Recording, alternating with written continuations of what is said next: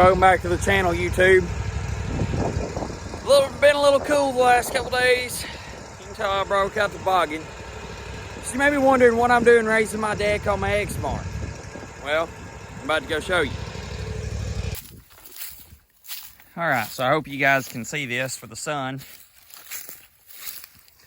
So when I was a kid, this used to be impassable by any type of machine. It's been bush hogged a couple times with a tractor and a pull behind bush hog, but I don't know, it gets real sketchy on spots like that.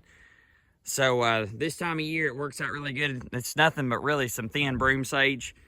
So we're going to use the X-Mark on it. So yes, I'm going to be mowing my pasture field with my lawnmower. Do not try this at home if you have not picked the rock up off of your field though. If you've not picked up the rock off your field or not walked through it, you will destroy your lawnmower. And that's not something I really want to do. So I'll see if I can get us some footage, some tripod footage of us going back and forth. The thing walks all over this hill like it's no problem. And I don't really have to worry about flipping it like I would have to worry about flipping a tractor. So use your head. God gives you one life, so try to be smart with it.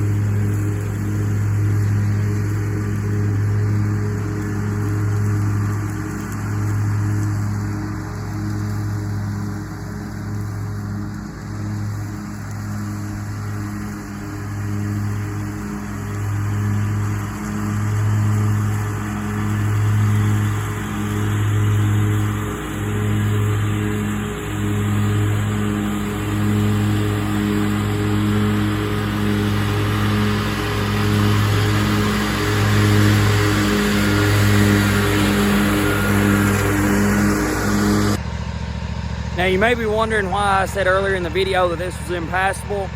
Let me go ahead and tell you why. So about probably, oh gosh, I guess it's been 3 or 4 years ago now. We had a guy come in with a dozer and smooth all this out. It used to be nothing but cow tracks. And it was so rough you couldn't even get a four-wheeler over it. So whenever he smoothed it out, there was really no type of topsoil on it. So you can see that where we've kind of put bales of hay, some old rotten hay, we finally established grass on it, and it's finally got enough cover in it that it's not going to erode or wash away, but it still needs a lot more. Now, you can kind of see in the video a couple places out there where I was trying to keep it uphill. Like I said, it's really steep.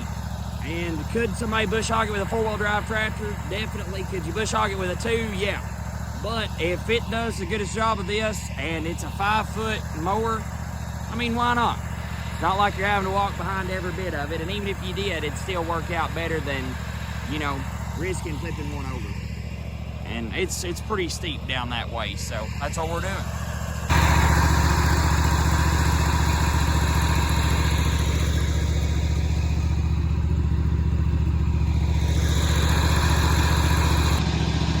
We're digging on it. I thought I'd stop and show you something really cool if I can sneak up on them. Have to be kind of super quiet. I don't know if you guys can see them or not, but that is some massive turkeys up there. I think they're looking at me. I'd say there's probably 10, some of them's off behind that little knob right there.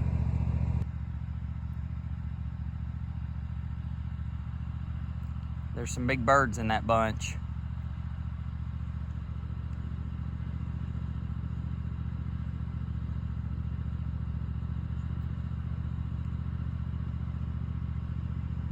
I think they're trying to establish pecking order for next year's season. They look like big jakes is what they look like.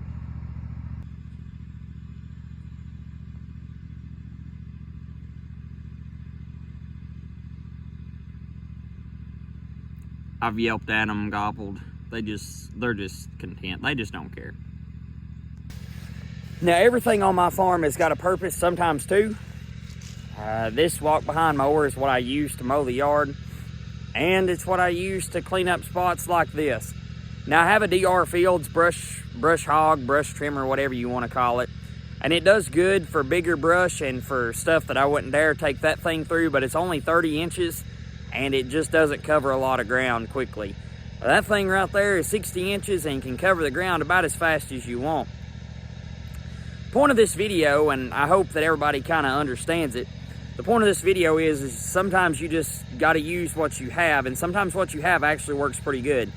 Now, it would be kind of silly if I had like a homestead or just a little place to go and buy a four-wheel drive tractor or a skid steer with a bush hog on it just to take care of the 1 or 2 acres that I have that's really steep. So if you all are on a small farm or you're opening up a homestead, whatever you're doing, and you're wanting a mower to actually mow the yard too and be dual purpose, these things work really, really good. If it gets too steep, just step off of it and walk behind it. And if they flip, oh well, you're not going with it. So that's an advantage that I have with this mower. This mower is dual purpose. It does a lot of jobs around here. Now, one trick about doing stuff like this is you really wouldn't want it much bigger than this. Now, this has been grazed 2 or 3 times this year, and like I said, it's been bush hogged at least once already. If you keep cows on it and you keep animals on it a lot, they'll keep it grazed down, but of course they will not touch the briars and stuff coming up. But what they'll do is they'll come in and they'll eat around it, and like I said, this probably hasn't been grazed in, I don't know, probably about a month, so you'll see some sprigs coming up of grass. But the briars are not so big that the mower can't handle it. So if you're going to try to do something like this, number 1, make sure the rocks are picked up off of it. And number 2, make sure that it doesn't really get any bigger than that. But other than that, it works awesome. Now, I'll say it one more time in the video. Has it been bush hogged with a 2-wheel drive tractor before? Yes. Pull behind bush hog, big 2-wheel drive tractor. If I try to get one of my tractors on this, they're narrow width. The brakes aren't the best going up and down. So therefore, you just kind of got to use your life. What's more valuable? You getting this cleaned up with a tractor or keeping it clean with one of these and, you know, maybe saving your life. I feel like that's with anything though, whether it be spraying, bush hogging, spreading fertilizer. If you're on a place with a tractor and it feels really, really steep and you don't know if you really ought to be on it or not, sometimes that little voice speaks to you for a reason. And maybe it's best just to get off of it and stay off of it and clean it the best you can by hand. My dad always says no piece of ground is worth your life, and I mean, he's right. We got this piece. Let's get this piece right here.